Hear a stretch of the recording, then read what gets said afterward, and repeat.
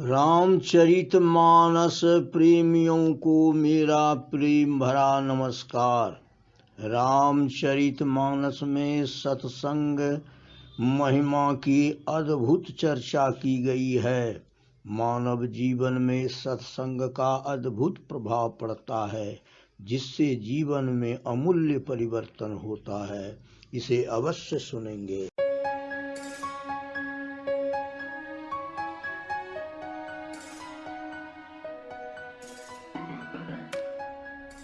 तुलसीदास जी कहते हैं कि हानि कुसंग सुसंगति लाहू लोकहु वेद विदित सब काहू। लोक और वेद में विदित है कि सुसंग से लाभ होता है और कुसंग से हानि। श्री हनुमान जी जब लंका पहुँचते हैं और लंका में प्रवेश करने का उपक्रम करते हैं तो देखते हैं कि बहुत से प्रहरी हैं जो रास्ता रोकते हैं। तो हनुमान जी ने योजना बनाई कि रात्रि के समय में छोटा रूप धारण करके मैं लंका में प्रवेश करूं, और अपनी योजना अनुसार रात्रि में ही वे मशक के समान रूप धर के नगर में प्रवेश करने की चेष्टा करने लगे। तो वहां रक्षा करने वाली लंका की अधिष्ठात्री लंकनी ने उन्हें डांटते हुए कहा कि रे सठ रे चोर, सो कह चल सिमोहि निंदरी, कि जानहि नहीं मरमु सठ मोरा, अमोर आहार जहां लगे चोरा। लंकनी ने श्री हनुमान जी को सठ और चोर कहा। हनुमान जी ने मुष्टिका का प्रहार किया।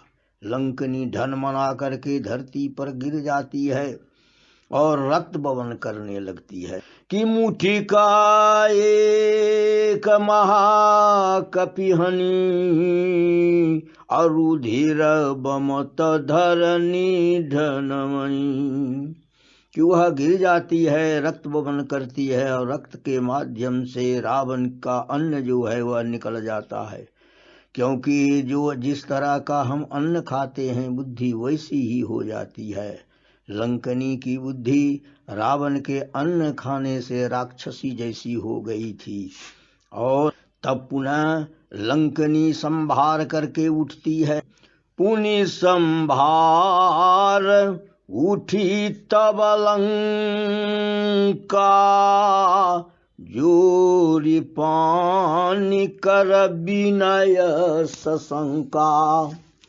और वह शुद्ध हो गई है, उसकी चेतना लौट आई है और ब्रह्मा जी के वचन को उसने याद करते हुए कहा, जब रावण ही ब्रह्म वर दीन्हा, चलत बिरंचि कहा मोहि चीन्हा, विकल हो सितै कपि के मारे, अतब जानी है निश्चर संघारे। कि अब उसे स्मरण हो गया कि ब्रह्मा जी ने मुझे कहा था कि जब तुम कपि के मारने से मूर्छित हो जाएगी, बेहोश हो जाएगी, तब समझ लेना कि लंका का नाश हो जाएगा, रावण मारा जाएगा।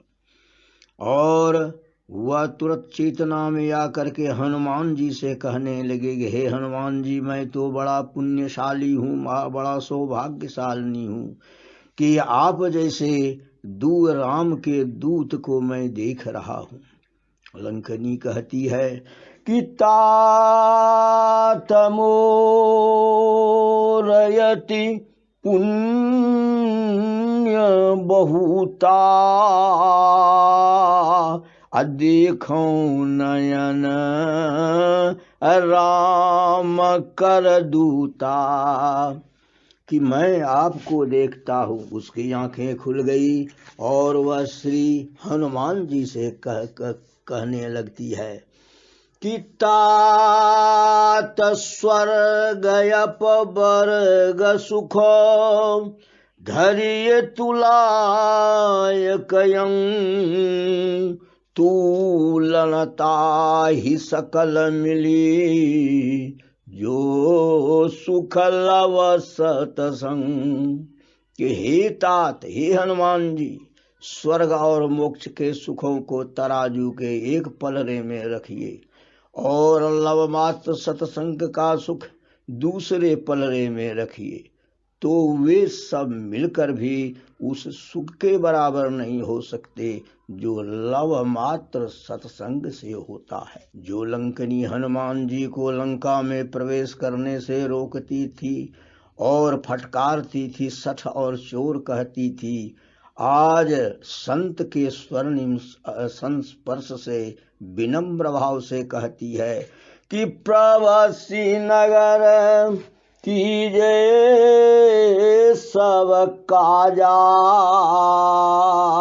हृदय राखी कौशलपुर राजा। गरल सुधा रिपु करई मिताई गोपद सिंधु अनल शीतलाई। भगवान की जब कृपा होती है तब सत्संग होता है, जब सत्संग होता है तो विष भी अमृत हो जाता है, असंभव भी संभव हो जाता है। श्री गोस्वामी जी कहते हैं कि जो सत्संग रूपी सरिता में स्नान कर लेता है उसमें अद्भुत परिवर्तन हो जाता है। कि मज्जन फल पेखिए तत काला काक होय पिक बकऊ मराला। सुनिया चरज करे जनि कोई असत संगति महिमा नहीं गोई। काक का पिक होना क्या है, यानी बोली में मिठास। मुष्टिका प्रहार के पूर्व लंकनी की आवाज में काक की कर्कशता थी, काक की कर्कशता थी, लेकिन संत के हस्त कमलों के संस्पर्श से वह कोयल की मीठी वाणी बोलने लगी। मराल हो, बक से मराल हो गई। मराल हंस जो है वह नीर क्षीर विवेकी होता है, वह सार को ग्रहण करता है और निस्सार को छोड़ देता है। श्रीमद् भागवत में एक अनोखा प्रसंग है कि श्री ध्रुव जी भगवान की स्तुति करना चाहते थे, परंतु शब्द सामर्थ्य का अभाव था। कल्याणमय प्रभु ने श्री ध्रुव जी के मनोभावों को समझ करके अपने वेदमय शंख से उनके कपोल का संस्पर्श करा दिया। कपोले बसती वाणी, कपोल पर सरस्वती जी शयन कर रही थी, उन्हें शंख के स्पर्श से जागृत कर दिया। उसी प्रकार हनुमान जी अपने पवित्र कर कमलों से श्री राम चरण सरसिजों का संवाहन करते हैं। श्री राम जी के मंगलमय श्री चरणों के चिन्मय परमाणु श्री हनुमान जी के कर कमलों में विद्यमान है, मौजूद है।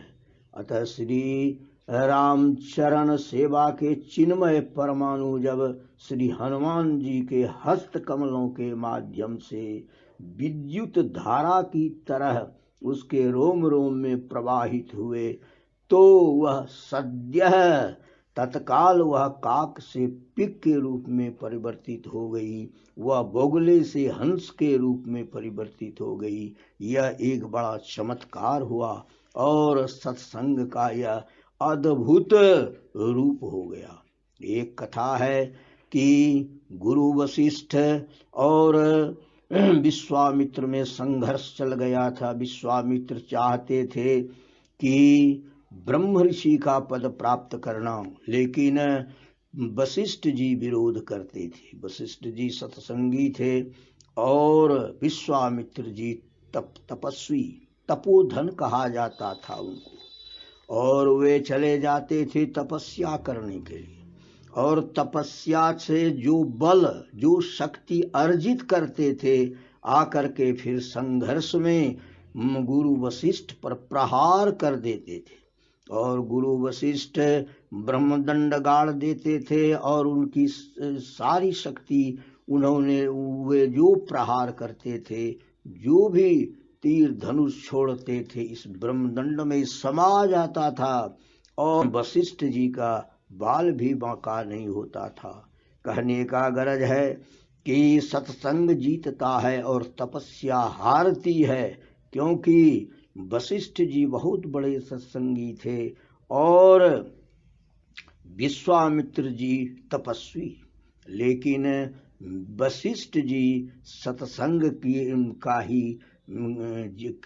की ही जीत होती थी और तपस्या टिक नहीं सकती थी। यह वर्णन कंबन रामायण में की गई है। जय सिया राम, जय जय सिया राम, अजय सिया राम, जय जय सिया राम, जय जय विघ्न हरण हनुमान,